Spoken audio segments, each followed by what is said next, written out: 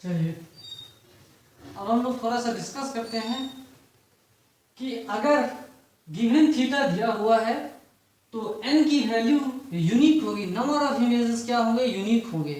Example के तौर पे theta is equal to 90 degree रखते हैं।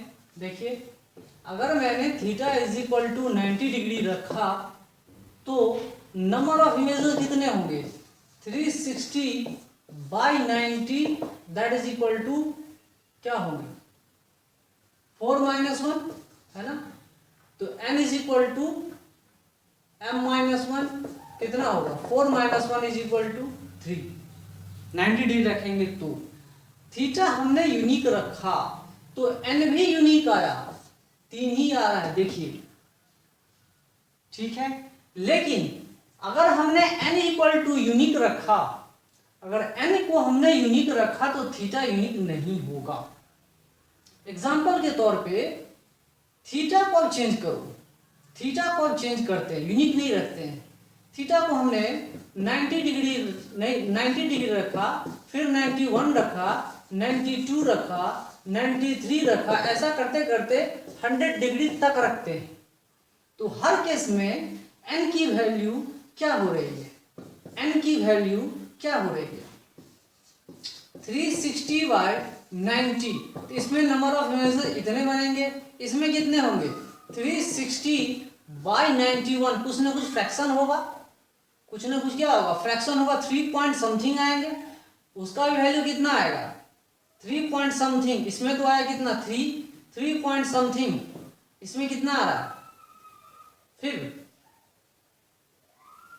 देख रहे हैं ना, अलग अलग थीटा है तो n क्या है, गिवन n है तो थीटा हमारा क्या है, यूनिक है। यहाँ पे देखिए 3 पॉइंट समथिंग आएगा तो भी अप्रोक्सीमेटली 3 लिखेंगे, फिर लिखते हैं 360 बाई 93 डिग्री, वो भी तो 3 पॉइंट समथिंग ही आएगा, तो फिर ये भी कितना आएगा, 3 ही आएगा। यहाँ 360 बाई 100 डिग्री लिखेंगे तो उस केस में भी 3.6 आएगा, तो उस केस में भी हम क्या लिखते हैं, 3 ही लिखते हैं। इस केस को आप लोग आसानी से समझ सकते हैं कि अगर हमारा थीटा यूनिक है, मतलब एक ही एंगल दिया हुआ है, तो n की वैल्यू यूनिक होगी, ये बात समझ में आ रही है। लेकिन ये बात आपके समझ में आई या नहीं आई वो आप समझो कि अगर थीटा यूनिक नहीं है, थीटा की वैल्यू बहुत सारी है, तो मान लो फ्रैक्शन आएंगे, फ्रैक्शन आएंगे तो क्या होगा, मैंने फ्रैक्शन वाले केस में क्या कहा था, ये तो फ्रैक्शन नहीं था, ये तो फ्रैक्शन नहीं था, 4 माइनस 1 3 आएगा, ये अगर फ्रैक्शन में आएगा 3 पॉइंट समथिंग, और जो इंटीग्रल पार्ट है उतने ही नंबर ऑफ इमेजेस फॉर्म होंगे, इसमें भी 3 पॉइंट समथिंग आएंगे तो नंबर ऑफ इमेजेस इंटीग्रल होंगे, उसमें 3.6 आ रहा है तो नंबर ऑफ इमेजेस कितने, 3 ही है। ओके, तो हर में देखो n कांस्टेंट है, n सेम आ रहा है, लेकिन थीटा क्या है, यूनिक नहीं है, थीटा यूनिक नहीं है, आप इस केस को समझो। ओके, उसके बाद हम लोग चलते हैं, टॉपिक को लंबा नहीं खींचेंगे, है ना, अननेसेसरली टॉपिक को लंबा नहीं खींचना है, वही चीज बताऊंगा जो आगे कंपटीशन में काम आएगा, आउट ऑफ सिलेबस बातें बताना टाइम का वेस्टेज होगा। ओके, जानने के लिए वैसे बहुत कुछ है ना। Image formation by curve mirrors, curve mirror के द्वारा जो इमेज फॉर्मेशन होता है वो हम लोग समझेंगे। तो बेसिकली हमारे सिलेबस में क्या क्या पढ़ना है, हमें पढ़ना है कौन से मिरर, प्लेन मिरर पढ़ने हैं, इसके बाद कॉनकेव मिरर पढ़ने हैं, कॉन्वेक्स मिरर पढ़ने हैं, उसमें भी थीन मिरर्स पढ़ने हैं, थीन प्लेन मिरर, थीन कॉनकेव मिरर, थीन कॉन्वेक्स मिरर, थीन पढ़ने हैं, थिक नहीं पढ़ने हैं। तो बहुत सारे मिरर्स आते हैं मार्केट में, है ना, इलिप्टिकल आते हैं, स्फेरिकल आते हैं, सिलिंड्रिकल आते हैं, प्लेन मिरर्स आते हैं। देखिए इलिप्टिकल मिरर कैसा होता है, R1 is equal to A, R1 का वैल्यू इतना है, R2 की वैल्यू B है। यहाँ देखिए R2 एंड R1 सेम है, ये क्या होंगे, स्फेरिकल मिरर होगा, है ना। सिलिंड्रिकल मिरर में देखिए R2 इंफिनिटी है, R1 is equal to R है ना, ये सिलिंड्रिकल मिरर है। प्लेन मिरर के देखिए R1 is equal to R2 infinity, ये सब केसेस मिरर के आते हैं। बहुत सारे मिरर्स मार्केट में पाए जाते हैं, देखते हैं, तो इन सब का रेडियस ऑफ कर्वेचर भी हम फाइंड करते हैं। ये R1 R2 radius of curvature था। ओके, तो रेडियस ऑफ कर्वेचर हम क्यों समझते हैं, क्योंकि इनको काटा जाता है, जो मिरर बनते हैं वो ग्लास से बनते हैं, और उनको अगर हमें बनाना भी होता है तो सिमेट्रिकल बॉडी से काट काट करके हमें मिरर्स बनाने होते हैं, पतला मिरर बनाना होता है, मोटा मिरर बनाना होता है। तो हमें सिलेबस में सिर्फ थिन मिरर्स के बारे में पढ़ना है, note about the thick mirrors. Okay, क्योंकि थिक मिरर से बहुत सारे इमेजेस बनते हैं और हमारे सिलेबस में दिया भी नहीं है, इसलिए हम उसका स्टडी नहीं करेंगे। ओके, चलिए, तो हमारे सिलेबस में एक दिया हुआ है प्लेन मिरर, जिसको हमको अच्छे से पढ़ना है। फिर दूसरा आता है कॉनकेव मिरर और तीसरा आता है कॉन्वेक्स मिरर, है ना। ये जो मिरर है इसको हम बोलते हैं कॉनकेव मिरर। क्या बोलते हैं भाई? कॉनकेव मिरर, है ना।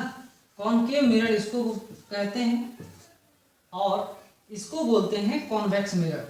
तो कॉनकेव क्यों बोला?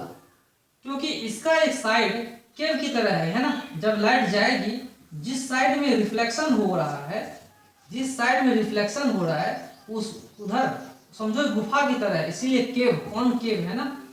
तो अंदर वाला पार्ट, इसमें अंदर वाले पार्ट में रिफ्लेक्शन हो रहा है, ऐसे ऐसे मिरर को हम कॉनकेव मिरर बोलते हैं। और उसमें भी थीन कॉनकेव मिरर बोलेंगे उसको। क्या बोलेंगे? थीन कॉनकेव मिरर, पतला सा कॉनकेव मिरर। ये लाइट इधर जाएगा, फिर रिफ्लेक्शन होके वापस आएगा, थीन कॉनकेव मिरर। ओके, इसके बाद दूसरा मिरर जो हम लोग पढ़ रहे हैं, इसमें क्या होता है, अंदर वाला पार्ट क्या होता है, पॉलिश्ड होता है, पॉलिश्ड होता है और बाहरी साइड में रिफ्लेक्शन होता है। क्या होता है? बाहरी साइड में रिफ्लेक्शन होता है। तो जब बाहरी साइड में रिफ्लेक्शन होगा तो लाइट यहाँ गिरेगा, है ना।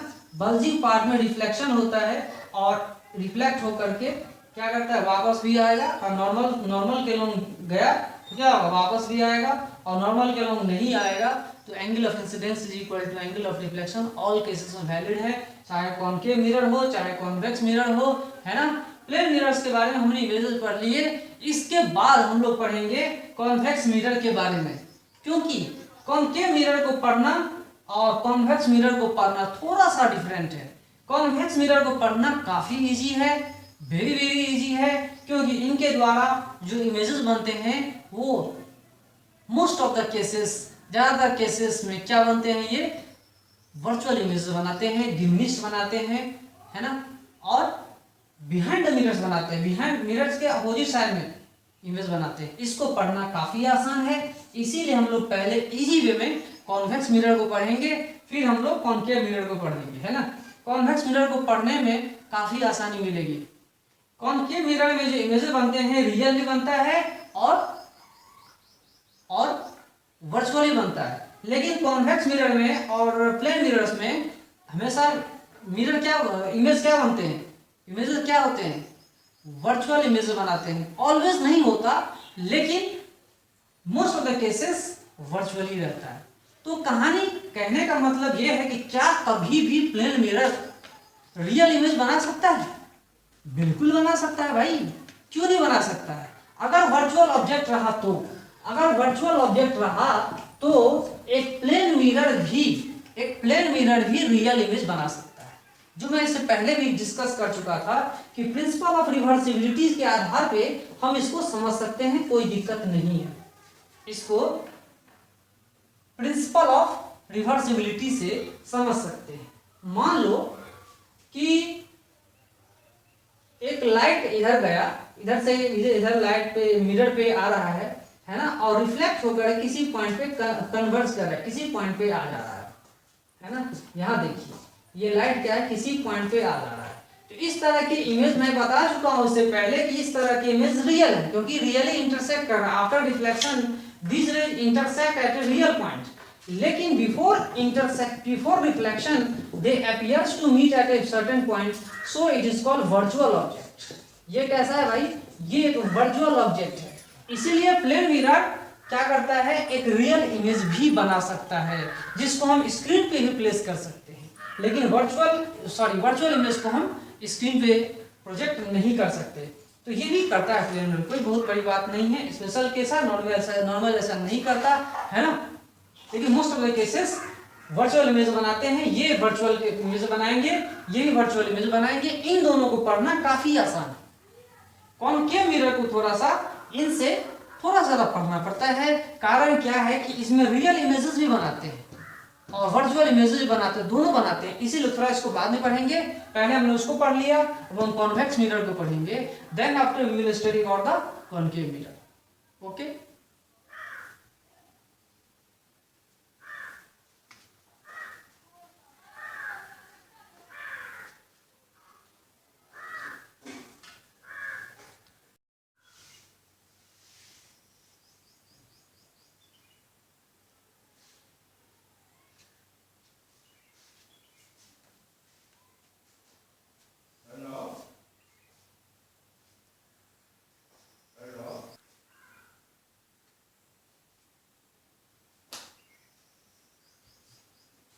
ओके, अभी हम लोग पढ़ेंगे स्फेरिकल मिरर्स के बारे में, अच्छे से पढ़ते हैं।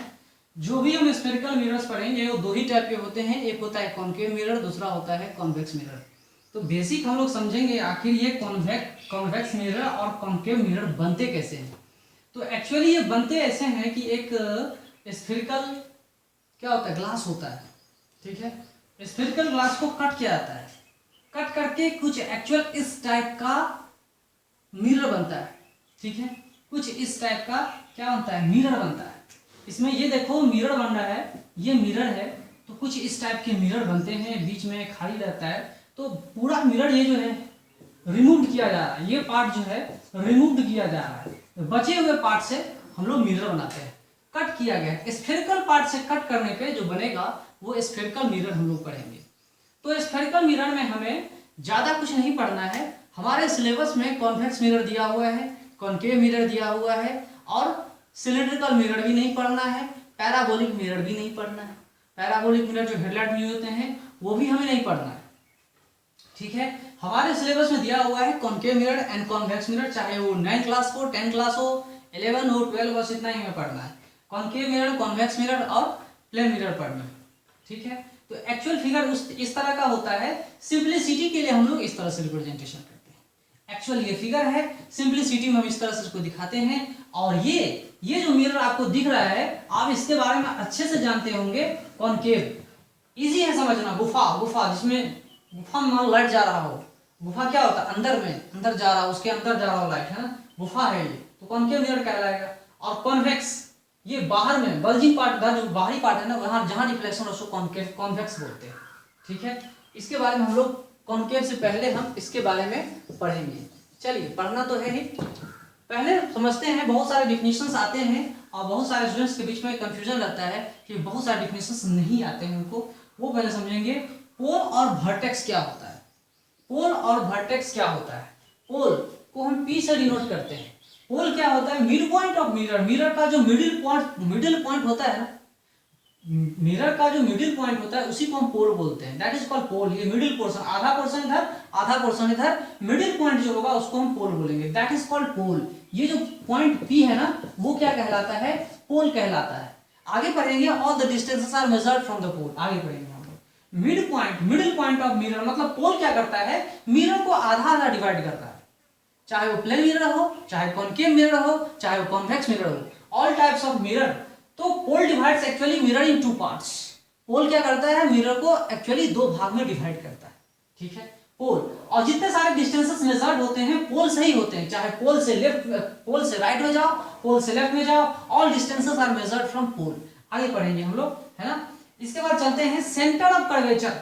सेंटर ऑफ कर्वेचर इस पोल को वर्टेक्स भी बोलते हैं, इस पोल को हम क्या बोलते हैं, वर्टेक्स भी बोलते हैं। Centre of curvature, centre of curvature क्या होता है, एक second,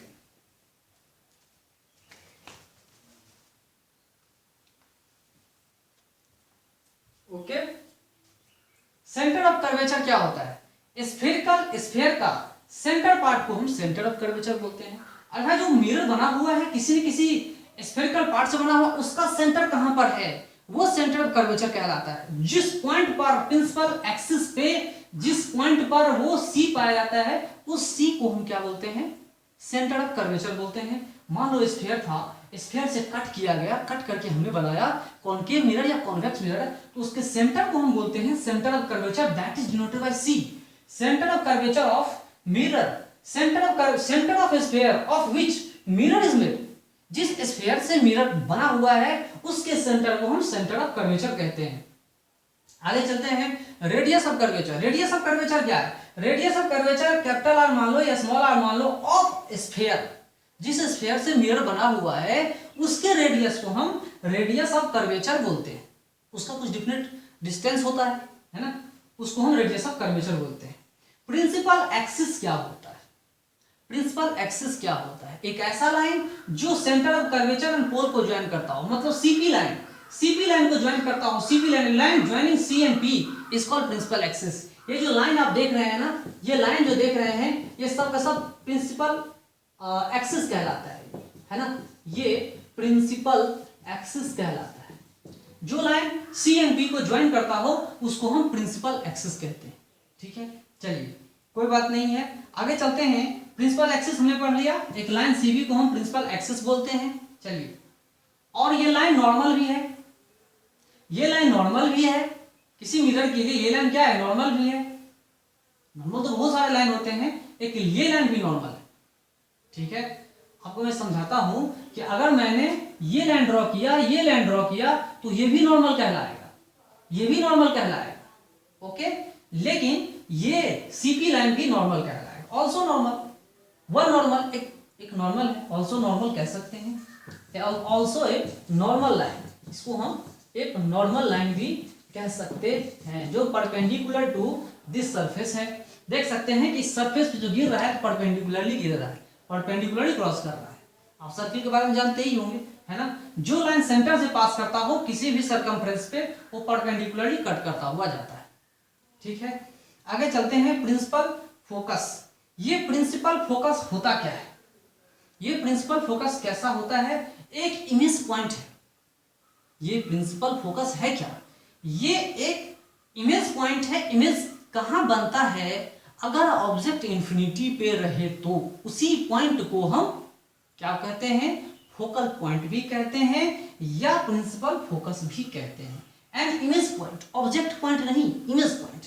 N image point F on the line CP if object at infinity, अगर ऑब्जेक्ट इंफिनिटी पे हो, अगर ऑब्जेक्ट इंफिनिटी पे हो तो किस जगह पे इमेज फॉर्म करेगा उसको हम फोकल पॉइंट बोलते हैं या प्रिंसिपल फोकस कहते हैं।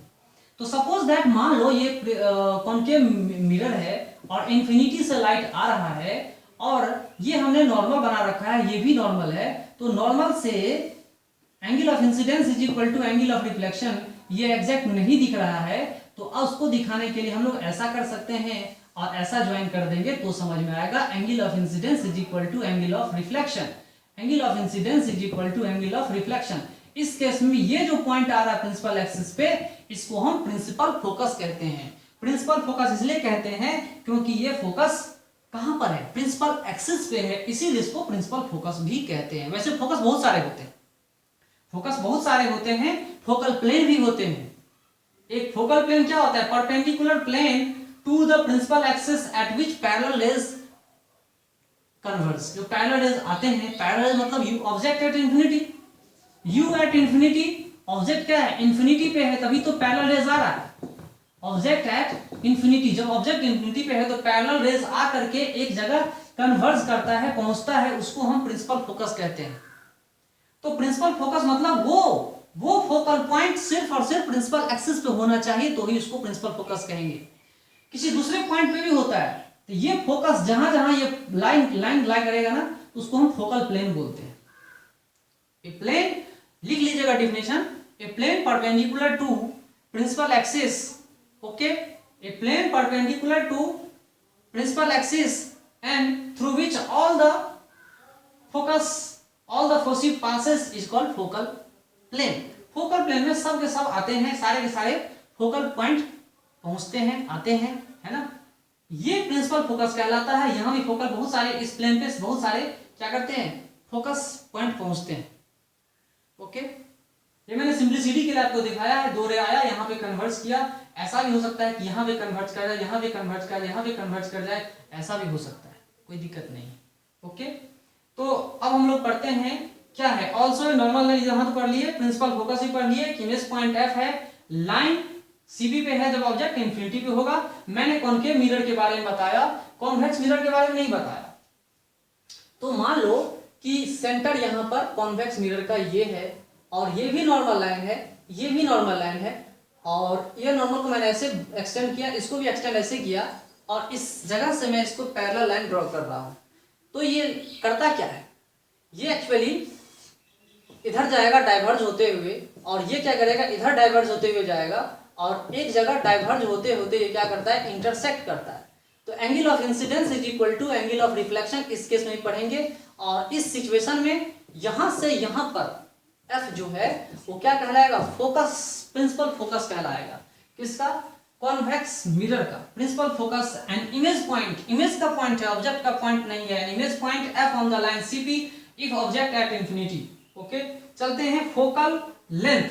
फोकल लेंथ स्मॉल f क्या है, इसको भी आसानी से आप समझ सकते हैं। अरे भाई इसको समझना काफी आसान है। पोल से लेकर प्रिंसिपल फोकस के बीच में जो दूरी होती है उसको हम स्मॉल f के नाम से जानते हैं। Distance between pole and principal focus, distance pf, इसको हम स्मॉल f से जानते हैं। लिखेंगे, डिफिनेशन लिखना चाहेंगे क्लास 10th और 9th के स्टूडेंट तो लिख सकते हैं डिस्टेंस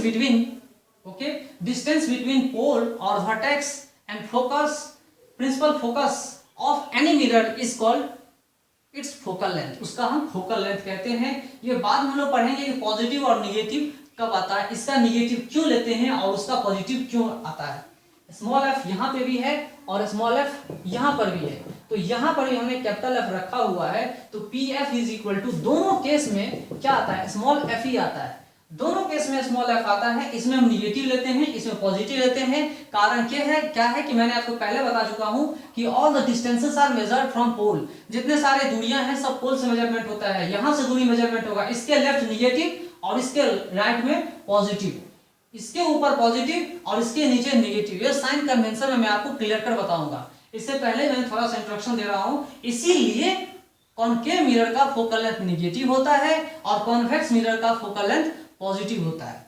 ओके, चलिए focal length small f, distance pf। Okay, चलिए ये बात समझ में आई। It can be either positive और negative according to the sign of convention. Sign convention, light जिधर आती है उस डायरेक्शन को पॉजिटिव मान लेते हैं और उसके अपोजिट को नेगेटिव मान लेते हैं, वो भी हम समझेंगे। आगे चलते हैं। एपर्चर क्या होता है, एपर्चर क्या होती है, effective diameter of light reflecting area of the mirror. मान लो कि ये लाइट रिफ्लेक्टिंग सरफेस है और इसका जो डायमीटर है ना, एक्चुअली इसका डायमीटर जो है, ये डायमीटर जो है, एक्चुअली डायमीटर मतलब m अगर यहाँ पे हो, m डैश यहाँ पे हो, इन दोनों पॉइंट को जोड़ने के बाद जो स्ट्रेट लाइन डिस्टेंस आता है, इतने सेगमेंट का जो लेंथ आता है m डैश, इसी को हम, इस डायमीटर को हम क्या कहते हैं, एपर्चर कहते हैं। क्या कहते हैं भाई, इसको हम एपर्चर कहते हैं। ओके, इतना effective diameter of light reflecting area, effective diameter light reflection, जितने सरफेस से लाइट रिफ्लेक्ट हो रहा है उसका इफेक्टिव डायमीटर कितना होगा, उसी को हम बोलते हैं एपर्चर, इसको हम बोलते हैं एपर्चर। ठीक है।